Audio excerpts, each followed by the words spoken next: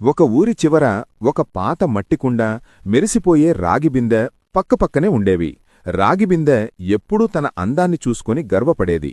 నేను బంగారంలా ఎంతలా మెరిసిపోతున్నానో చూడు, నువ్వు మాత్రం నల్లగా అందవిహీనంగా ఉన్నావు. నీకు నా అంత విలువ లేదు అని కుండని ఎప్పుడూ హేళన చేసేది. మట్టికుండ మాత్రం చిరునవ్వుతో ఎవరి ప్రత్యేకత వారిదే మిత్రమా, గర్వం పనికిరాదు అని చెప్పి ఊరుకునేది. కొన్నాళ్లకు భయంకరమైన ఎండలు అంటే వేసవికాలం వచ్చాయి.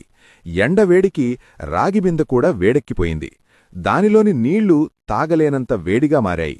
దాంతో ఎవ్వరూ రాగిబిందెవైపు కనీసం చూడలేదు.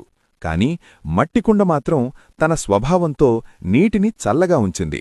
దాహం వేసిన ప్రతి ఒక్కరూ మట్టికుండ దగ్గరికే వచ్చి ఆనందంగా నీళ్లు తాగారు. అప్పుడు రాగిబిందెకు అర్థమైంది, బయటి మెరుగు కంటే ఇతరులకు చేసే ఉపకారమే గొప్పదని. ఆ రోజునుండి